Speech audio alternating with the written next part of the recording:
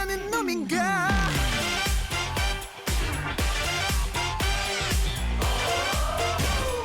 널 줄 아는 놈인가. 안녕하십니까. 정치하는 불독 장현 기자입니다. 민선 8기 4년 임기가 시작되면서 자치단체마다 새로운 시작을 알리고 변화와 발전상을 제시하고 있습니다. 오늘 정치하는 불독은 경남의 민선 8기에 어떤 기대와 과제가 있는지 살펴보고 우리 주민들은 민선 8기 내고장 일꾼들에게 어떤 걸 주문하고 계시는지 들어보도록 하겠습니다.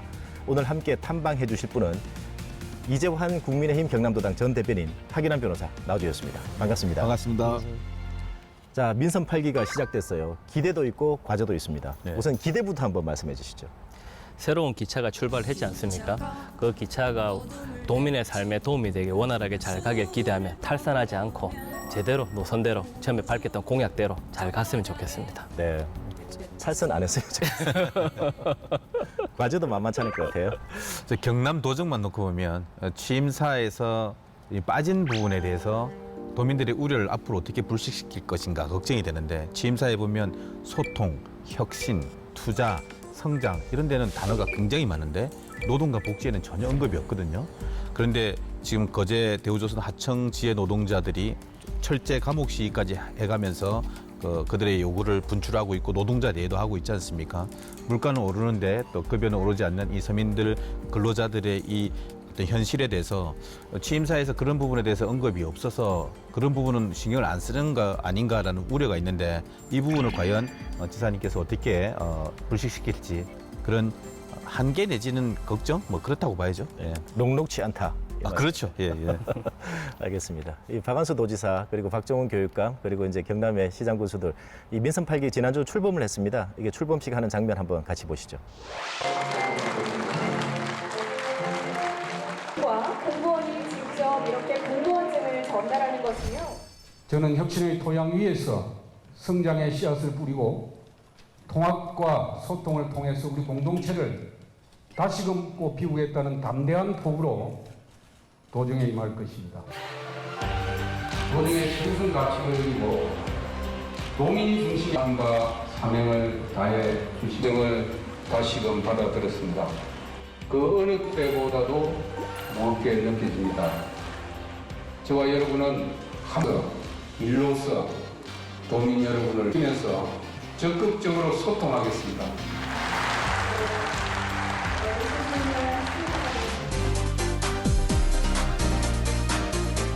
성실히 수행할 것을 엄숙히 교육감으로서 존경하는 도민 여러분, 교육 공동체 구성원 여러분, 이에 따라 세상은 우리 자립과 경남교육은 자립과 공존의 힘을 바탕으로 해서 우리 학생들이 새로운 지식과 가치를 창조할 수 있는 미래의 역량을 길러주고자 합니다.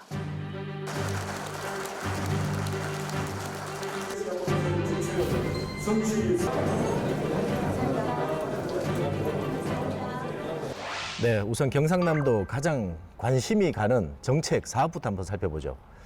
투자유치 전담기관이라고 하지 않습니까? 뭐 처음에 이제 후보 시절에는 경남투자청이라는 말을 했는데 투자청이라는 단어를 쓸 수 없어서 투자유치 전담기관이라고 했어요. 어떤 기대감이 있을까요? 지역 경제를 살리기 위해서는 기업이 활성화돼야 됩니다. 기업이 활성화되기 위해서는 투자를 받기 용이해야 되거든요. 박한수 도지사는 이제 지방선거 출마했을 때부터 1호 공약으로 경남투자청 설치를 공약을 내세웠고 이번 인수위 과정에서부터 1호 정책으로 내세웠습니다. 지난해 이제 경남도의 투자 유치 실적은 2021년 기준으로 5조 8천억 정도 됐거든요. 박한수 이제 도지사는 매년 10조 원 정도의 투자 유치를 해서 지역 기업을 활성화하겠다는 그런 이제 포부를 담은 공약을 발표한 것입니다. 아니 그런데 제가 알기로도 이 대변도 스타트업을 지금도 하고 있죠. 예. 스타트업을 하고 있는데 이 스타트업 업체들은 경남에 왜 이렇게 투자를 안 하는 거죠? 제가 정말 할 말이 많습니다. 제가 경남에 는 창업 인프라가 나쁘지 않습니다. 근데 이걸 제대로 활용하지 못하는 부분이 있는데요. 제가 지난해 이제 행사장에서 이제 벤처 캐피탈 투자 전문 회사 관계자한테 지역 기업에 왜 투자를 하지 않느냐 물어봤더니 딱 두 가지를 꼽더라고요. 첫 번째는 접근성이 멀어서 관리 비용이 많이 든다. 두 번째는 지역에 있기 때문에 기술이나 인력에 대한 신뢰도가 낮다. 이 말을 듣는 순간 제가 느꼈던 감정은 지역에서 기업하는 게 너무 힘들고 기업에서 투자를 받지 못한다면 생존 자체가 불가능하다는 거죠. 아시다시피 창업기업이나 기업을 운영할 때 핵심은요, 자금 확보거든요. 자금을 확보하지 못하면 생존하지 못하기 때문에 이번 그 박한수 도지사 1호 공약이 꼭 잘 되어서 이 지역 기업들이 살아서 청년 일자리가 늘어났으면 하는 게 도민의 한 사람으로서 바람이기도 합니다. 조직 개편 뭐 최소화하겠다. 조직 개편을 하는데 이제 정무직을 최소화하겠다 이런 발언들이 있지 않습니까? 예. 어떻게 보세요? 뭐 조직 개편은 이제 그 현 지사는 상당히 그 의지를 갖고 있는 것 같아요. 왜냐하면 이게 이제 결국 도정의 철학의 차이 아니겠습니까? 김경수 전임 지사 같은 경우는 노동, 복지, 여성, 청년, 정무 이런 어떤 분야별로 어떤 특보 제도를 많이 운영했지 않습니까? 근데 이제 박한수 지사는 성장, 투자 이쪽에 이제 그 중점을 두고 있으니까 기존의 어떤 중복되는 기구들은 다 통합을 할 것이고 무엇보다도 이제 투자 유치 기관으로 어떤 조직을 모으는 데에 앞으로는 많이 그쪽으로 전개될 것 같아요. 네. 제 주변의 주민들 만나뵈면은 가장 많이 얘기하는 게 불경 메가시티가 되느냐 마느냐. 가장 저한테도 많이 물어보세요. 어떻게 보세요? 불경 메가시티는 최종적으로는 간다라고 봅니다. 근데 이제 조금 신중론에 박한수 지사의 신중론을 저는 타당하다고 보는 이유는 지금 부산하고 경남하고 울산하고 상황이 냉정히 말하면 다릅니다. 그 이유는 뭐냐면 부산 같은 경우와 경남 같은 인구가 1만 명밖에 차이가 나지 않습니다. 근데 GRDP 2020년 기준 GRDP는 부산은 91조고요. 경남은 112조입니다. 다릅니다. 아예. 그리고 부산하고 울산은 하나의 도시권이거든요. 하지만 경남은 동부 해안권인 도시권과 그다음에 서부 경남이라는 그다음에 산촌 지역이 있습니다. 농산어촌 지역이 있거든요. 이런 지역에 대해서는 균형 발전이 요구될 수밖에 없습니다. 그러면 경남 입장이 다른 상황에서 경남에게 도움이 되는 방향으로 이끌어가기 위해서는 어쩔 수 없이 신중하게 접근하는 것이 맞다. 저는 그렇게 보고 있습니다. 어떻게 보세요? 저는 이게 불경 메가시티가 사실 옥동자가 돼야 되는데 이 꼬다는 보리자루가 될까 봐 상당히 염려가 됩니다. 이게 누가 시작했느냐가 중요한 게 아니라 이걸 왜 우리가 할 수밖에 없었나를 봐야 되는데 지방 소멸, 수도권 과밀화에 대한 어떤 고육책으로 우리가 우리끼리라도 뭉쳐서 한 곳을 키워서 더 이상 빠져나가지 않도록 하자는 그런 거잖아요. 오죽하면 불경 단체장이 다 연합을 했겠습니까? 근데 이제 생각이 좀 달라질 것 같아서 박한수 지사가 후보 시절에 얘기한 두 가지 점은 저는 의미가 있다고 봐요. 그 부산이 좋지, 우리 경남이 좋다 할 수 있느냐, 서부권 소외되는 거 어떡할 거냐. 라는 그 어떤 엄마의 마음 같은 걱정하는 마음은 이해가 되는데 이걸 할 수밖에 없다는 긍정적인 부분에 대해서 좀 생각을 가지시고 예를 들면 서부권에 있는 입장에서는 아니 서울에 뺏기나 창원 부산에 뺏기나 우리는 똑같다 이런 마음도 이해가 되지만 그렇다고 해서 아무것도 안 하고 있으면 싹 다 뺏겨가지고 우리가 그냥 말라 죽을 수도 있잖아요. 그래서 이거를 옥동자로 좀 키워갔으면 좋겠다. 저는 그런 부탁과 당부의 말씀 드리고 싶습니다. 근데 불경 메가시티는 최종적으로 간다라고 보는 게 윤석열 정부의 공약이었고요. 예. 또 하나 이제 우리가 잘 알고 있는 교과서에 배웠던 말이죠. 남동 임해공업 지역이 부산, 울산, 경남입니다. 그리고 이제 여기는 지리적 이점을 활용하여 집적 효과를 누려왔거든요. 예. 그러면 불경 메가시티는 어떤 형태로든 결론적으로 하나의 경제 공동체가 되든 나아갈 것입니다. 단지 정책은 제가 누누이 말씀드렸던 대로 정책은 속도가 아니라 방향성이거든요. 지금 어떠한 방향을 가느냐 가지고 단계 밟아가는 그 과정으로 좀 봐주셨으면 하는 게 하나의 바람입니다. 그러니까 그 점에서 진짜 조금만 더 보태면 이게 마음을 좀 더 가지자는 거죠. 이게 문재인 정부에 했던 것도 김경수 지사에 했던 거라서 이 정치하는 사람은 남이 하던 거 하기 싫어하거든요. 왠지 나만의 메이크를 갖고 싶으니까. 근데 이거를 잘하면 당신만의 메이크가 될 수도 있고 이게 절박하고 완성은 내가 했다라는 어떤 업적이 저는 될 수 있을 것 같거든요. 이름만 남고 형해화돼 버린 그런 것이 아니라 관심을 갖고 채워가는 그런 걸 했으면 좋겠어요. 형회화라고 했는데 당초 문재인 정부 그리고 김경수 전임 지사 때 이렇게 제시했던 것과는 다른 양상으로 갈 수 있다 이런 말씀인가요? 그럼요. 예, 알겠습니다. 좀 더 지켜봐야 될 문제인 것 같고요. 자, 그래서 이제 우리 먼저 주민들이 어떻게 생각하는지가 좀 굉장히 중요한데 민선 8기 단체장과 지방의원들에게 주민들은 어떤 걸 바라고 계시는지 이 대변인 만나봤습니다. 안녕하세요. 안녕하세요. MBC 경남 정치하는 불독입니다. 경남도를 비롯해서 각 지자체장과 지방으로서 민선 8기가 시작이 되었습니다. 혹시 경남도민의 한 사람부터 바라는 점이 있다면? 이제 밖에 사무실에만 계시지 말고 밖에 일반 뭐 그 가게라든지 어떤 현장에 직접 가서 거기 계시는 분들이 정말 바라는 게 무엇인지 좀 귀담아 듣고 그렇게 소통해서 필요한 게 무엇인지를 좀 도와줄 수 있고 장애인 어떤 정책에 좀 관심을 주셨으면 좋겠습니다. 특히 저희 이 농아인 분들을 좀 대해서 조금 말씀드리고 싶은데 저희가 그 수어 언어법이 제정이 2016년에 제정이 됐어요. 그러고 난 후에도 이제 저희 경남 지역의 어떤 행사, 공식적인 어떤 행사라든지 뭐 그 행정복지센터라든지 이런 곳에 통역사가 좀 배치가 좀 많이 부족하고 좀 없고 예, 어떤 그런 게 열악한 상황인 것 같아요. 예, 농아인들 주간 보호시설 뭐 이런 것도 없고 뭐 영상 도서관 그 어떤 농인들만의 어떤 전문 시설이 저희 이렇게 통역센터 그러니까 그 지회 여기에 있다 보니 여기에만 너무 좀 의존하는 어떤 그런 편이에요. 그래서 좀 어떤 그런 거를 좀 설치됐으면 좋겠다는 네, 말씀이시죠? 네. 제가 알기로는 우리나라 최초의 국제대회 사격 메달리스트라고 들었는데 맞나요? 1990년도 네. 소련 모스크바에서 제가 첫 메달을 땄습니다. 민선 8기 지자체장과 지방의원들 임기가 시작이 되었는데 네. 도민의 한 사람으로 이분들 당부하고 싶은 말이 있다면? 정말 이번에는 자기 약속을 지키는 그리고 이 도민과 시민과 함께 호흡하고 소통하는 정말 자기 말에 책임질 줄 아는 그런 의원님들이 됐으면 좋겠습니다. 지금 사격하고 스포츠 쪽은 전문가시잖아요. 창원에 지금 사격장이 있지 않습니까? 네네. 좀 어떻게 활용했으면 좋겠는지. 안 그래도 그 창원 국제사격장이 사실 굉장히 우수한 사격장입니다. 세계에서. 그런 우수한 사격장을 만들기 위해서 국비와 도비와 시비가 약 한 400억 정도 들어간 걸로 알고 있습니다.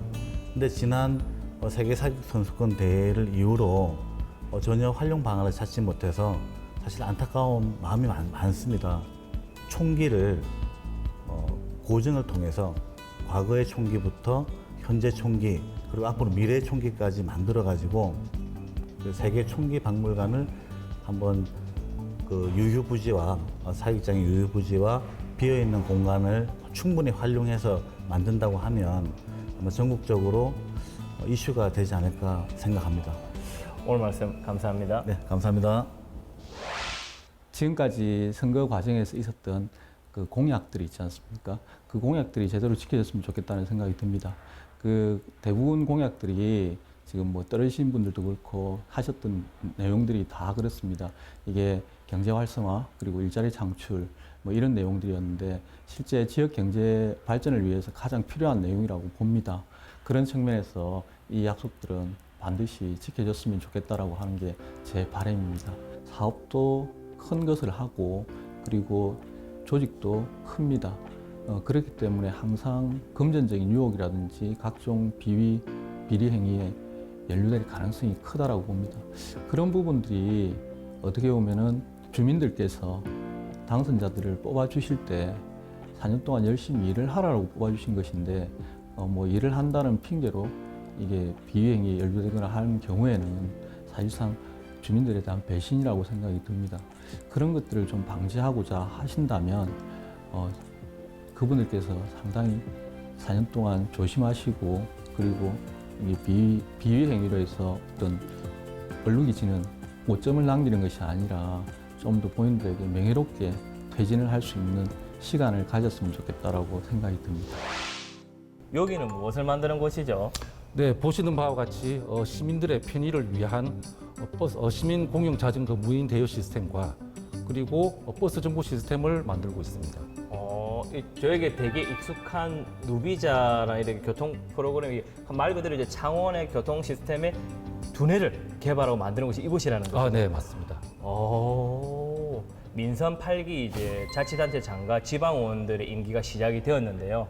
이제 IT 기업에 종사하는 대표로서 이제 경남도의 발전과 지역의 발전에 한 말씀 해주신다면. 우선 대기업과 연대를 해서 좀 종합적인 IT 기술 교육센터를 설립했으면 합니다. 지금 아시다시피 서울 및 수도권의 IT 기술 인력, 특히 소프트웨어 개발 인력이 편중되어 있는데 여기 경남 지역에서 인재를 육성해서 고용 확대를 했으면 하는 바람입니다.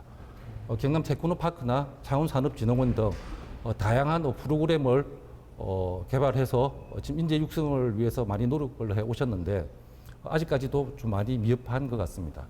인재 육성을 좀 많이 해주시면 좋겠다. 그런데 경남 도민이시기도 하잖아요. 그래서 지역 발전을 위해서 이제 자치단체장과 지방의원들에게 바라는 점이 있다면. 지금 지역 사업뿐만 아니라 어떻게 보면 이제 국정 사업으로서 항공우주청 설립과 그리고 원전 사업 관련해서는 저희 서부 경남 쪽에 원전 사업 관련 많은 우수한 기업들이 있습니다. 그동안 많이 정체되어 있는 마산 해양 신도시의 디지털 물류 시범 도시 사업, 그리고 교통 관련해서는 도심철도 수소 트램, 그리고 버스 중앙 간선제 SBRT 사업이 꼭 필요한 것 같습니다. 오늘 말씀 감사합니다. 네, 감사합니다. 네, 이 대변의 주민들을 만나봤는데요. 이 대변은 수어를 배운 거예요? 제가 그 농아인협회 후원회장을 하면서 네네. 수어를 조금 배웠습니다. 그렇군요. 네. 아까 이게 마지막에 이렇게 하는 거예요? 감사합니다. 감사합니다. 감사합니다. 감사합니다. 네, 그런 거. 네. 이게 수어를 좀 배워야 되겠다. 이게 안녕하십니다. 안녕하세요라는 뜻입니다. 네, 그렇군요. 김봉균 변호사시죠? 이 단체장들이 이 금전적인 유혹을 받을 수 있다. 사실 어제 오늘의 일은 아니지 않습니까? 그래서 이제 비리에 좀 연루되지 말고 주민들을 위해서 봉사해라 이런 말씀도 좀 깊이 있게 들립니다. 이제 여러 공약들이 있죠. 그 경남도청 공약까지는 우리가 좀 살펴봤는데 경남교육청으로 가보죠. 1호 공약이 경남환경교육원 설립이라는 게 있어요. 어떻게 보세요? 사실 좀 어떻게 보면은 이례적이고 또 중첩적이기도 하죠. 왜냐하면 기존 경상남도에도 환경교육원이 있거든요. 근데 왜 이걸 따로 했을까? 저는 이게 철학의 차이라고 보거든요. 기존 경남도 환경교육원은 또 전문가 양성, 또 도민의 어떤 환경 프로그램 마련, 산학 연계, 도민 전체를 대상으로 한다면 이 교육청의 환경교육원은 이 청소년기서부터 교육적으로 환경의 중요성을 이제 체득하게 하고 그들이 성인이 되었을 때 친환경 산업, 이 지금 지구가 생태 위기라고 하잖아요. 그런 거에 대한 어떤 절박성을 좀 느끼게 해야 된다라는 교육 철학에 비롯된 것 같아요. 네. 경남도도 그렇지만 경남교육청도 우포늪에 경남생태교육원이라고 실제로 좀 있어요. 그런데 이제 그것과 별개로 지금 한다는 얘기인데 저도 이게 좀 궁금해서 현장 가서 좀 얘기를 들어보니까 이 경남교육청, 경상남도 그리고 교육부, 환경부 이렇게 이제 공동으로 좀 사업을 했으면 좋겠다. 네. 창녕군도 당연히 포함되겠죠. 근데 이제 이게 뭐 공교롭게도 이제 이 박원순 도지사 같은 경우는 창원시장 하면서 이제 이렇게 생태 관련해서 굉장히 좀 이렇게 집중도 있는 정책들을 좀 펴나갔어요. 그리고 조혜진 의원이 이 지역의 이제 국회의원이죠. 그렇죠. 예. 교육위원회 또 있다 보니까 뭐 예산 확보도 좀 쉽지 않을까 이런 좀 기대감도 좀 있었는데 어쨌든 환경교육원, 우포늪 그리고 남해에 있는 또 해양 생태 관련된 교육들 그리고 이제 밀양에서 또 이제 산천과 관련된 어떤 또 환경교육을 한다는데 이 점도 한번 좀 살펴봐야 됐고요.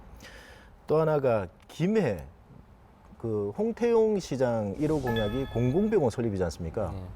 제가 지역에서 들었던 얘기 중에 그 홍태용 시장이 의사 출신이에요. 공공병원이 들어서게 되면 민간병원의 어떤 영역들을 좀 이렇게 침범할 수 있다. 그래서 민간병원은 안 좋을 수도 있다. 그래서 의사로서 좀 욕을 먹을 수도 있는데 왜 이런 공약들을 내놨을까? 하지만 주민들은 반응이 의외로 좋아요. 왜 그랬죠? 김해 같은 경우는 인구가 55만 명인데요. 그간 코로나 환자가 18만 명이나 발생했지만 전담병원이나 전담병동이 없었어요. 네. 또 김해의 의료상을 한번 살펴보시면 인구 30만 명 이상 도시 36개 중에 인구 1000명당 이제 그 병동 기준을 보면 김해가 36개 도시 중에 32입니다. 네. 거의 뭐 최하위권에 가깝고요. 양산 같은 경우는 부산대 병원이 있다 보니까 3위권에 있어요. 이런 상황으로 있어 김해 같은 경우는 24시간 응급실도 없다 보니까 타지로 다 빠지는 거죠. 그런 상황에서 또 김해 같은 경우는 건강보험료 기준으로 보면 약 40%가 1년에 약 40%가 타지에서 쓰는 겁니다. 즉 의료 취약지구인 거죠. 그렇기 때문에 당연히 그 공공의료원이 설립이 필요할 수밖에 없는 건데 300에서 500병상 정도의 공공의료원이 설립하려면 전문가들의 견해로는 약 1,000억에서 1,700억 정도가 든다고 해요. 근데 이게 김해시 자체로 부담하기는 좀 힘이 들거든요. 근데 이번에 박완수 지사의 공약이기도 했기 때문에 순조롭게 설립되지 않을까. 가장 현실적인 공약 중에 하나라고 봅니다. 네, 홍태경 시장은 뭐 윤석열 당시 대통령 후보 때 김해에 와서 이제 일 정책, 국가 정책으로 하나 준다는데 어쨌든 이제 가능성이 있다라고 얘기하는데 이 어린이 그리고 이제 노동자 그리고 이제 산과 산부인과를 얘기하는 거죠. 그리고 이제 이 뭐 산재와 관련된 예. 어떤 이 시설들을 하게 되면 또 민간 영역과 그렇게 겹치지 않은 부분으로 할 수 있겠다는 생각이 들고요. 저는 1호 사업 중에도 제일 관심 가는 게 함양인데요. 이 진병영 함양군수 보통 보면 다른 지역은 어떤 개발 사업이나 대규모 프로젝트 뭐 이런 걸 제시하는데 청렴도 1위가 1호 공약이에요. 어떻게 보셨어요? 함양을 우리 아주 하면은 특이한 거죠. 보통 시군 시장이나 군수가 취임하면 뭐 산업 또는 뭐 투자 유치 이런 거 하는데 청렴도 1등급 달성이 네. 첫 취임 일성의 목표니까 왜 그랬을까 하고 보니까 이유가 있더구만요. 이 국민권익위에서 매년 공공기관 청렴도 조사 발표를 하잖아요. 그러면 애석하게도 함양군이 2019년, 20년, 21년도 외부 청렴도 5등급 연속 꼴등인 거예요. 우리가 민심 탐방할 때도 함양군에 가면 군수들의 무덤. 그러니까 외부 사람들은 함양군에 대해서 좀 청렴도가 이게 낮게 보는 거예요. 그러면 함양, 사천, 산천, 거창 이 일대가 완전히 수려한 계곡 그 맑은 청정 지역인데 그 이미지가 혹시 덧칠돼서 그 어떤 지역에 성장이 좀 막힐까 봐 그런 거에 대한 어떤 절박함이 저는 묻어 나온다고 봅니다. 그런데 함양 국민들은 어떤 개발 사업보다 이렇게 청렴도 1위를 1호 사업으로 내건 군수에 대해서 굉장히 지지하는 듯한 이제 반응들을 보이시는데 근데 이제 국민들을 만나보면요. 함양 국민들을 만나보면 청렴도 1위 되기 위해서 정말 방법을 다 알고 계시더라고요. 아까 이제 하변이 얘기했듯이 이제 이 외부 평가에서는 4등급, 5등급이 대체로 나왔거든요. 계속해서. 네. 그런데 내부 평가, 함양 군청 공무원들이 보는 내부 평가에서는 2등급이 4년 동안 나왔어요. 네. 그럼 공무원들은 아, 우리 이만하면 됐다라는 인식을 가지고 있다는 거예요. 그래서 이제 내부 평가를 좀 더 엄격하게 하는 게 주민들의 당부고 두 번째는 수의계약 항상 문제가 됐기 때문에 수의계약 최소화시켜라. 그리고 또 하나가 이 군수 지인들에게 사업권, 이권 밀어주기를 건전하면 된다. 국민들은 방법까지 다 알고 계세요. 이걸 얼마나 또 지켜나가느냐가 더 이제 관건일 텐데. 곧 1등급 되겠죠, 뭐. 예. 네, 알겠습니다. 한번 지켜보도록 하겠습니다. 또 하나 지금 이제 가장 관심이 가는 지역이 남해군이죠. 영남권에서 그렇죠. 유일한 네. 민주당 단체장. 그 해저 터널도 있지 않습니까? 예타도 네, 지금 네. 이제 통과된 걸로 알고 있는데 어떻게 보세요? 남해가 간만에 호재를 맞았어요. 이게 그 국도 77호선이 그 남해 서면에서 또 여수 이게 끊겨버렸잖아요. 그걸 이제 이어주는 7km 구간을 해저 터널로 이제 예타가 면제돼 가지고 입에 4번 안 되고 이제 통과된 거거든요. 남해는 발전 호기를 맞았습니다. 실제로 우리가 이 남해안권대 한려수도 그 관광권을 보면 여수 밤바다 그리고 순천만 정원 거기까지 오고 말다가 이제는 해저 터널을 통해서 남해 보물섬, 상주 은모래 비치 이 관광 벨트의 완성이 이루어지는 거죠. 그래서 남해는 글쎄 뭐 민주당 단체장으로서 또 자신감이 있을 수도 있겠지만 관광 또 지역 개발에 굉장히 큰 호재를 맞았다. 기대되는 곳입니다. 네. 아, 그러니까 남해 관광객이 여수 순천으로 뺏기는 게 아니라 여수 그렇죠. 밤바다 그리고 순천만을 보러 온 사람들이 남해까지도. 남해까지 왔다 가는 거죠. 예. 아, 좋은 아이디어. 그 인근 뭐 옆에 있는 섬 거제로 한번 가죠. 거제 같은 경우는 지금 이제 윤석열 정부에서 남부 내륙 철도 원래 종착점이 거제였는데 가덕도까지 연장을 한다라고 지금 그러고 있지 않습니까? 예. 실제로 가능한 일일까요, 이게? 국정과제로 이제 발표했으니까 가능하지 않겠나 싶고요. 네. 특히 이제 남부 내륙 철도 같은 경우는 이제 저희가 지금 계속 이야기를 많이 하는 불경 메가시티에서 이제 서부 경남 볼대론에 대한 대응책으로 이제 제시됐던 게 남부 내륙 철도거든요. 김천에서 거제까지 있는 건데요. 만약에 되게 되면 서울에서 거제까지 2시간 50분대 올 수 있습니다. 남부 내륙 철도를 하게 되면 이제 지리산 그다음 서부 경남, 남해안 지역의 관광 지역이 발달해서 거제에서 만약에 가덕도까지 가버린다. 그러면 이제 진해 신항, 그다음에 부산 신항, 가덕도 공항까지 해서 항공, 물류, 그다음에 여객 수송까지 극대화할 수 있는 거죠. 그럼 단순하게 공항에서 거제까지 옮긴다가 아니라 서부 경남을 넘어서 호남, 충청도까지 이제 가덕도 신공항을 통해서 뻗어나갈 수 있는 쪽으로 그렇게 발전할 수 있는 절호의 기회가 되지 않을까 그런 기대가 그러면 큽니다. 철도를 기존의 그 우리가 대교처럼 해상 교량을 만들어서 철교를 해서 연결하는 건가요? 지금 가덕도까지 거제에서 거가대로가 있잖아요. 이 거가대교처럼 그렇게 예, 철도를 근데 새로 연결하는 만들어야지 어쨌든 그 있는 대로에다가 뭐 그냥 침매 터널이라든지 철도도 이게 침매로 들어갈 수가 있나요? 결정된 게 없죠. 예산도 결정된 게 없는 걸로 알고 있어요. 현재까지는 이제 계획을 발표한 거고 구체적인 건 앞으로 이제 찾아보지 않겠나 그렇게 아니, 생각합니다. 제가 알기로는 그 남부 내륙철도 원래 종착점을 통영까지 하자는 얘기가 많았어요. 왜 그러냐면 그 통영에서 거제까지 그 1km도 안 되는 해상을 이렇게 건너뛰는데 이 비용이 너무 들기 때문에 예타에서 이제 밀릴 가능성이 많다라는 것 때문에 그랬는데 거제에서 가덕도까지는 또 누구는 뭐, 침매로 네. 거가대로만 하더라도 1조 넘는 1조 4천억 정도 예산이 들어갔잖아요. 그죠? 예. 지켜봐야 되겠습니다. 다 되면 좋겠다 어쨌든. 우리나라의 기술력을 믿어봐야죠. 네, 알겠습니다. 자, 이번에는 우리 하변이 이 민선 8기 단체장과 지방의원들에게 어떤 점을 바라는지 주민들을 만나봤습니다. 안녕하세요. MBC 정치하는 불독 정덕입니다. 반갑습니다. 네, 안녕하십니까. 네, 오늘 반갑습니다. 이 자리가 어떤 네. 자리인지 우리 한 말씀 부탁드리겠습니다. 네, 창원 기후위기 비상행동이라는 곳에서 네. 매주 목요일마다 네. 창원 시민들에게 예. 기후위기를 알리는 일을 하기 위해서 예. 이렇게 매주 목요일마다 4시부터 5시 사이에 예. 이렇게 피켓 시위를 합니다. 이게 기후위기 행동하시는 활동가 입장에서 네. 우리 박안수 도지사나 또 홍남표 시장에 대해서 이런 부분은 각시 좀 걱정해주고 좀 정책적으로 해줬으면 좋겠다는 그런 분야가 있습니까? 기후위기는 지금 너무 심각해서 네. 지금 시간이 없습니다. 대처할 시간이. 네. 1.5도가 국제적인 약속인데 네. 1.5도가 상승하는데 앞으로 7년 남았습니다. 네. 7년이면은 도지사 시장 임기가 5년이잖아요. 네. 이 기간이 골든 타임입니다. 아, 이 7년 중에 5년이니까. 네, 이 시간을 놓치게 되면 1.5도는 결코 막을 수가 없습니다. 1.5도가 넘어가게 되면 네. 일단 농사가 안 됩니다. 네. 농사가 안 되면 경제 성장이고 복지고 일자리고 아무 소용이 없습니다. 네. 반기문 전 유엔 사무총장도 이런 말을 했거든요. 네. 사람이 살 수 있는 지구에서 경제 성장하면 뭐하나, 네. 정의로운 사회 만들면 뭐하나. 네. 이게 반기문 전 유엔 사무총장의 한 말입니다. 그래서 우리 도지사나 시장님은 지금 그 보수층을 지지를 얻고 당선이 되셨지만 네. 기후위기는 보수 진보가 없습니다. 네. 도지사와 시장의 제일 책무는 주민의 안전을 지키는 겁니다. 경제나 복지도 안전이 담보된 이후의 이 문제입니다. 네. 탄소 배출 빨리 줄이기 위해서 석탄 발전소 빨리 줄여야 되고요. 네. 태양광 풍력 확대를 급속하게 해야 됩니다. 네. 우리 경남은 태양광 잠재량이 전국의 1등입니다. 네. 근데 설치량은 전국의 꼴찌입니다. 네. 이건 다 정치가 개입됐기 때문에 그랬거든요. 그래서 우리 도지사와 시장님은 앞으로 이런 보수 진보 가리지 마시고 네. 주민을 위하는 일에 앞장서 주신다면, 그 기후위기를 막는데 기여를 하신다면 훌륭한 시장, 훌륭한 도지사로 남을 수 있습니다. MBC 정치하는 불독에서 왔습니다. 안녕하세요. 반갑습니다. 주로 지역 아동센터가 어떤 일을 하는 곳이에요?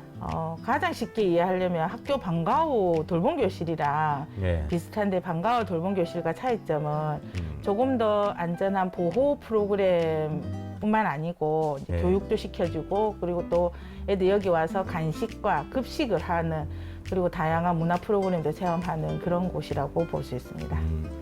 또 예산은 어떻게 조달이 되나요?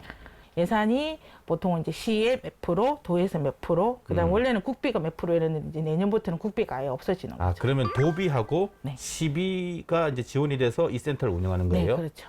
새로운 도지사님한테 바라는 바가 있을 거 아니에요? 네. 특히 지역 아동센터를 바라보면서 네. 그 부분 한 말씀 한번 부탁드리겠습니다.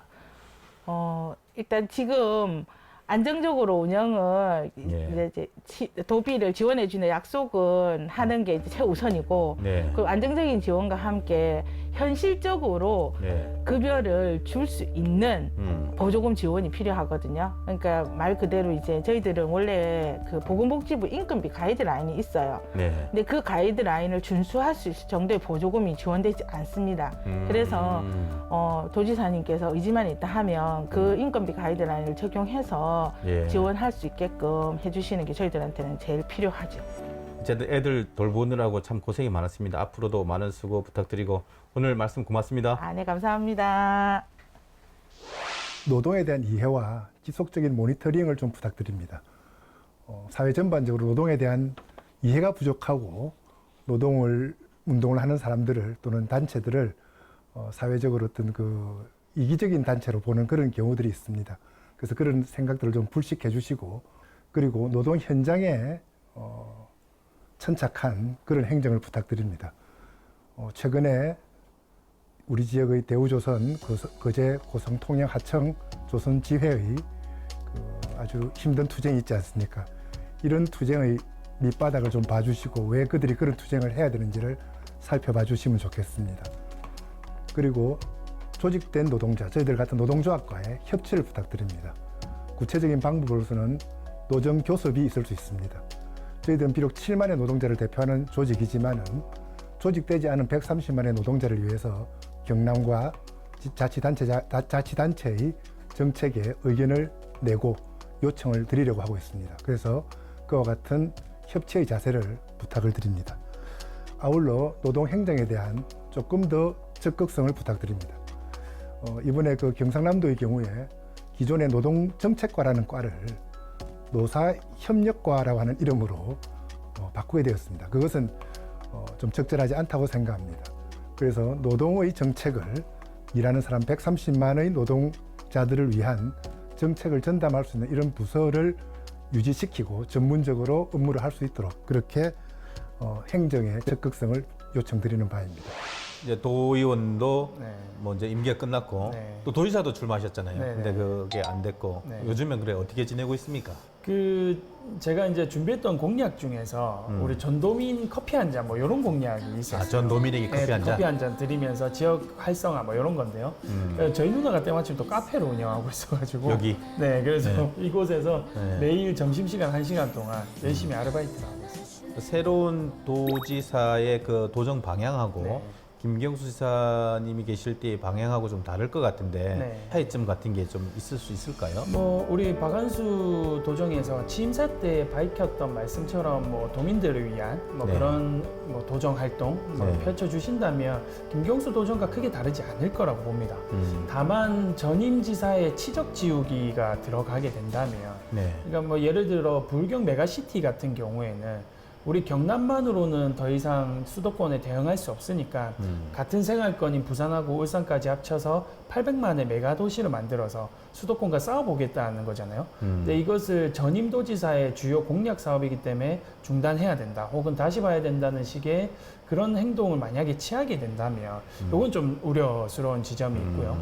반면에 저희 제가 이제 도의회 할 때는 58명 중에 34명이 민주당이었는데 이번에는 64명의 도의원 중에 60명이 국민의힘입니다. 그러니까 박한수 도정에서 하고 싶은 걸 그냥 무조건 도의회에서 다 통과시켜 줄 수 있는 11대 견제보다는 훨씬 더 약한 수준이기 때문에 자칫 이것을 도의회와 박한수 도정이 잘못 해석해버린다면 내가 하고 싶은 대로 다 하다가 그렇게 될 수 있죠. 그렇기 때문에 민심을 좀 제대로 읽고 좀 앞으로 펼쳐나갈 필요가 있고 도의회도 거수기로 그치지 않게 견제와 감시 기능을 좀 잘해 주셨으면 좋겠습니다. 오늘 말씀 고맙습니다. 네, 고맙습니다.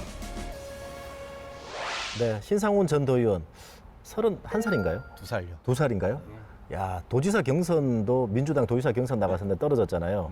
여전히 이제 해맑아서 좀 다행인 것 같습니다. 바리스타 하고 되게 멋있잖아요. 네, 그 앞서 보신 영상은 우리 하변이 이제 주민들을 만나봤는데 이 도정과 그리고 이제 시정, 시군정 그리고 이제 이게 단체장들에게 지방의원들에게 이 당부의 말씀인데 약간 과제성 당부 이런 말씀드리고 이 대변이 아까 앞서 보신 영상은 약간 기대가 좀 굉장히 묻어나 있는 그 당부 이렇게 좀 비춰지거든요. 맞습니다. 제가 방금 이제 인터뷰한 분들이 보면 청년, 복지, 노동, 환경이잖아요. 그러니까 우리 박한수 지사의 취임 일성, 소통, 투자, 성장에 있어서 약간 후순위로 밀릴까 걱정하는 분들입니다. 그래서 그런 부분들의 현안도 도정에 꼭 챙겨주십사 하는 부탁, 당부 그런 취지인 것 같아요. 자, 그래서 민선 8기 관전 포인트 계속 좀 살펴보겠습니다. 경상남도와 경상남도 의회 관계. 자, 경상남도 의회는 지금 이제 국힘이 60석, 민주당이 4석이지 않습니까? 의회 가장 기본이 견제와 감시인데 이게 되겠습니까? 지금 견제와 감시 기능이 제대로 되겠나라고 물으신다면 저는 지금 이게 오히려 도민들께서 국민의힘에게 기회를 주셨지만 한편으로는 국민의힘에 역량 테스트를 할 기회를 주셨다. 준엄한 테스트 심판의 기능이 나와 있다 이렇게 봅니다. 그 이유는 뭐냐면 민주당이 지난 대선 이후에 그 국민으로부터 지방선거와 총선에서 도움 기회를 받았지만 일당이 이제 자기들이 자정자금 없이 몰락했지 않습니까?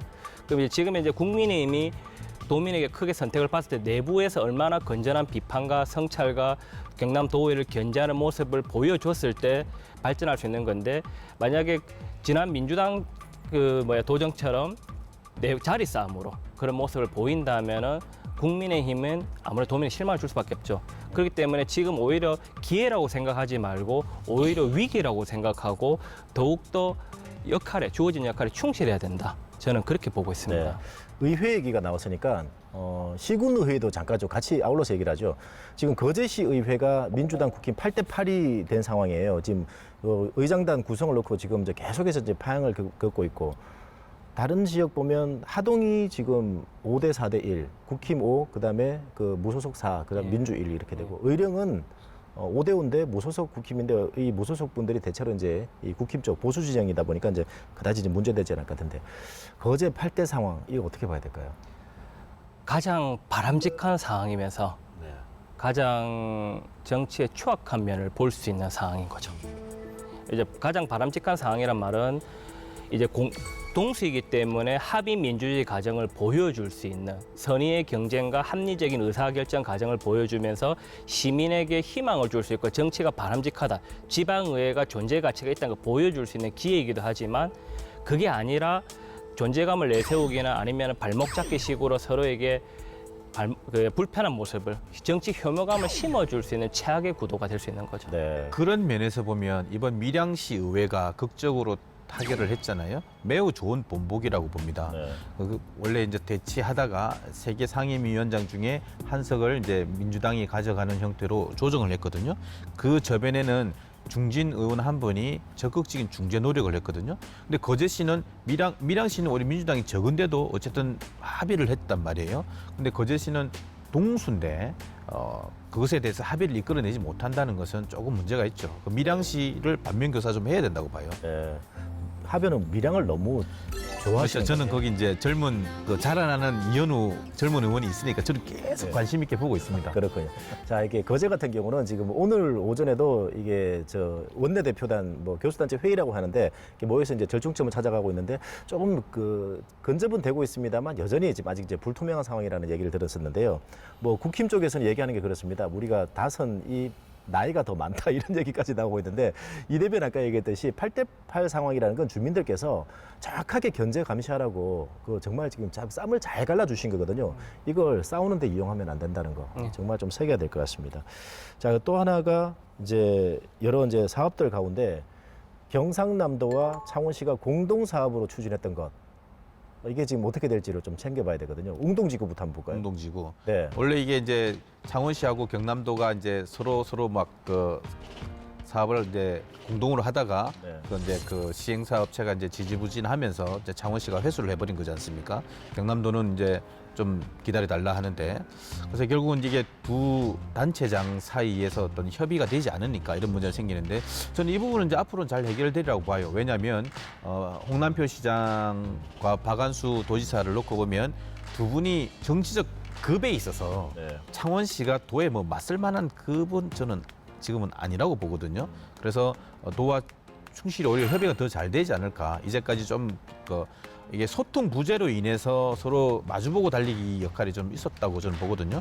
그래서 좀 어떤 도의 좀 큰 틀에서의 어떤 중재 또는 지도에서 창원시가 협조해서 잘 될 거라고 저는 봅니다.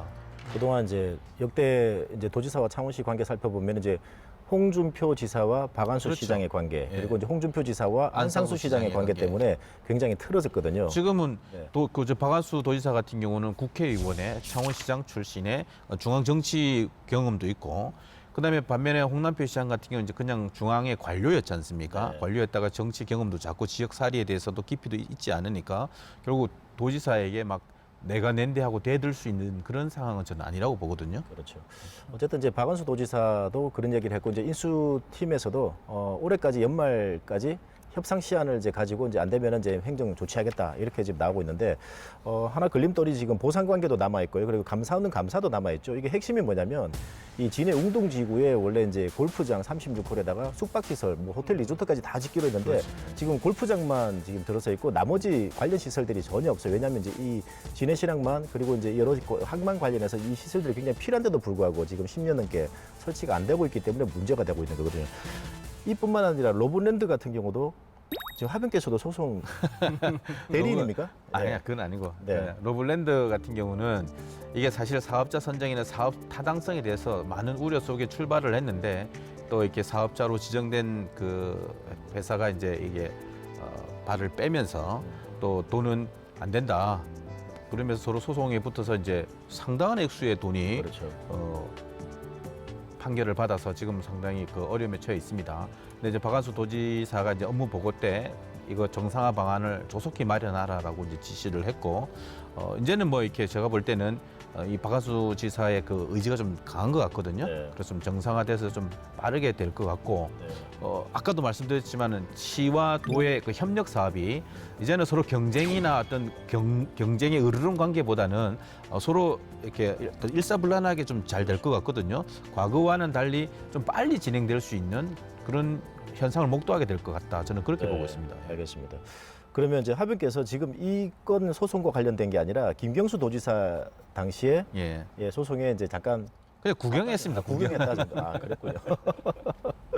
자, 마창대교 요금이나 문제. 뭐 미신 탐방하면서 이 대변인 이 문제 굉장히 관심 있게 들여다봤어요. 예. 어떻게 보세요? 마창대교 같은 경우는 약 그 2008년에 2,648억 원을 들여서 지었거든요. 건설을 했는데 그 고속도로 통행은 산정 방식보다도 2배 이상 비쌉니다. 그리고 또 타 민자 고속도로보다 평균 1.6배가 비싸요. 그 요금 인하 관련돼서는 지역 이슈가 되면서 인하를 해야 된다. 경남도에서 여러 번 이야기가 나왔습니다. 하지만 실제로 그렇게 되지 않고 있는데요. 이거는 경남도가 이제 그 손실 보전하는 부분에 대해서 이제 이야기가 나오는 건데 지금 누가 옳다 그러다가 아니라 결론적으로 도민에게 결론적으로 그 모든 피해가 부담을 전가시키는 거거든요. 그렇기 때문에 이거를 알력싸움, 지자체 간의 알력싸움이 아니라 모든 피해는 도민에게 가기 때문에 아까 조금 전에 하변께서 말씀하신 대로 도민을 위해서 해결해야 된다. 그렇게 보고 있고요. 또한 경륜장 같은 경우도 마찬가지입니다. 네. 경륜장 같은 경우도 경남도와 창원시가 50대 50% 지분을 갖고 있어요. 그러다 보니까 경륜장이 잘 될 때는 서로 또 잘 돼서 싸우고 못 되면 또 못해서 싸우는 경우가 있죠. 그런 어떤 경우가 있냐면 대표적으로 이사장 선임 문제 가지고 서류 알력 다투면서 3개월째 공석이 된 경우가 있어요. 그럼 지자체가 존재하는 목적은 주민을 위해서 존재하는 것인데 지자체마다 피해는 내가 최대한 적게 보고 싶고 이득은 많이 취하고 싶고 즉 전시행정인 거죠. 어떻게 보면 지자체의 가장 큰 장점인데 그런 전시행정을 누리기 위해서 나의 이런 성과가 있다. 이런 피해는 이쪽이 가져갔다. 이런 식으로 자기들의 실익만 추구하다 보니까 결국 최종적으로 돌아가는 거는 주민이 아닌가. 이런 부분에 대해서는 지자체가 그만 알력 싸움을 하고 이제 하변 말씀하신 대로 하루빨리 해결되기를 바라고 있습니다. 일각에서 그 뭐 송순호 전 도의원 중심으로 한 그 공익 처분 그런 방안도 뭐 운동 무브먼트 형태로 막 진행되고 있는데 그런 부분에 대해서도 좀 귀를 기울여서 해결을 적극적으로 해주셨으면 좋겠다 싶으네요. 네, 그렇군요. 자, 이 대목에서 우리가 한번 좀 생각해 봐야 될 게요. 이 뭐 경상남도와 창원시와의 관계 이런 것도 있지만 사실 우리가 지방자치제를 얘기하고 있는 거지 않습니까? 결국에는. 제가 이제 그래서 따져봤는데 우리나라에서 지방자치제가 시작된 게 1949년이더라고요. 지방자치법이 제정됐고 그리고 52년이죠. 한국전쟁이 한참일 때 그때 우리는 지금 말하는 이제 그 지방 의원들을 전쟁 중에 선발을 했어요. 그리고 56년인가 이때는 지금 뭐 2장, 동장, 읍장, 면장까지 직접 그때 풀뿌리 민주주의의 가장 아랫부분까지도 전부 다 이렇게 선발하는 역사들이 있었는데 물론 군사정부 때는 그리고 그게 군사정부에 끊겼다가 네, 끊겼다가 김대중 대통령 때 다시 부활했나요? 95년인가 그때 이제 지방 의원들을 선출했고 그리고 그 95년에는 제1의 동시 전국 지방선거라고 해서 이제 단체장까지 김영삼 대통령 때 맞습니다. 이제 그렇게 됐는데 지방자치 되면서 대한민국이 한 27년이 됐어요. 그 3기 지방자치라고 있는데 95년부터 지금까지면 어떤 점들이 좀 달라졌을까요? 저는 이거 방금 그 던진 주제에 대해서 저 스스로 생각을 해봤거든요. 저는 딱 3가지 키워드 답할 수 있을 것 같아요. 그래도 관선보다는 낫다. 네. 그리고 이제는 단체장 후보를 충원하는 자립이 정착됐다. 그리고 3번째로는 니도 긴장해야 된다. 이게 무슨 말이냐면 그래도 그 허성무 시장 같은 경우 운동화 신고 밖으로 막 다니면서 주민들 곁으로 가잖아요. 김경수 경남도정 때도 보면 주민 참여 예산으로 주민 스스로가 예산에 대해 참여할 수 있는 이게 행정이 나와 멀지 않다는 것을 느끼게 됐고 그게 지방자치단체가 가져다주는 이 지방자치가 가져다주는 효용이죠. 그다음에 두 번째로는 우리가 창원시장만 빼고는 대부분의 우리가 시장 군수를 보면 동네에서 있던 사람, 그 지역의 관료, 그리고 시의원, 도의원 이제는 옛날처럼 막 서울에서 꽃가마 타고 내려온 사람을 다 주는 게 아니라 이 동네에서 꾸준히 활동해 왔던 사람이 시장 군수 도지사로 되는 거예요. 박원순 도지사부터 시작해서. 그래서 이제는 단체장 후보를 외부 차출이 아니라 우리 지역에서 모을 수 있는 자립도가 좀 완성이 됐다. 저는 그렇게 보고 있고 그다음에 또 하나는 니도 긴장해야 된다. 우리 민주당이 이전에 옛날 한나라당 국민의힘 쪽은 평생 여기서 하는 줄 알았잖아요. 그러다가 2018년도에 바뀌었지 않습니까? 그래서 도지사, 시장 군수 7개가 민주당이 하는 거를 목도했지 않습니까? 바뀔 수 있다는 거를 경험했고 그다음에 한번 접었더니 못해가지고 그랬는지 싹 또 바뀌어버렸잖아요. 그러면 이것은 똑같은 반면교사가 된다고 봐요. 지금은 국민의힘 소속 도지사, 시장 군수가 거의 대부분 됐지만 똑같지 않겠어요? 나도 잘 못하면 바뀔 수 있으니까 니도 긴장해야 된다. 이 세 가지. 그렇군요. 근데 하지만 좀 뭐 시행착오도 많았고 또 불편한 게 주민들에게 좀 약간 걱정 끼치는 점도 많았잖아요. 지방자치 제도를 도입한 목적은 좀 전에 앵커님께서 말씀하신 대로 전쟁 중에도 이장을 뽑을 정도로 풀뿌리 민주주의를 하려고 했던 거거든요. 그 취지가 너무 좋은 취지예요. 그게 민주주의에 부합하고요. 근데 지방자치 제도가 지금 저희가 한번 지켜보시면요. 지방자치단체장들이 보면 조금 전에 전시성 이제 실적 쌓기에 급급한 나머지 공무원들을 줄을 세우고 그러면서 지방 재정을 고갈시킵니다. 고갈시키면서 선거만 끝나면 되고 자기만 하면서 지방 자체를 무너뜨리는 거죠. 지방자치의 목적은 지방 주민을 위한 건데 지방자치단체장과 지방의원들의 자기들의 이제 전시성 행정 도구가 되어버린 거죠. 그러면서 높은 이상으로 만들어진 지방자치 제도가 어떻게 보면 최악의 제도가 되어버린 게 아니냐. 그런 사례들이 워낙 많지 않습니까? 강릉 비리 사건도 있었고요. 또 토 세력과 결부하여서 염전 노예 사건도 있었고 신안군에. 부산 같은 경우는요. 그 지역 기업들에게 지방자치 제도가 하면서 지역 기업의 눈치를 많이 봐요. 부산 같은 경우는 양주 막걸리를 만드는 양조 회사가 전국에서 손꼽히는 노동법 위반 회사이지만 부산시가 눈치를 볼 수밖에 없거든요. 그런 일이 손을 못 대는 거죠. 왜? 지역의 경제의 한 축을 책임지고 있으니까.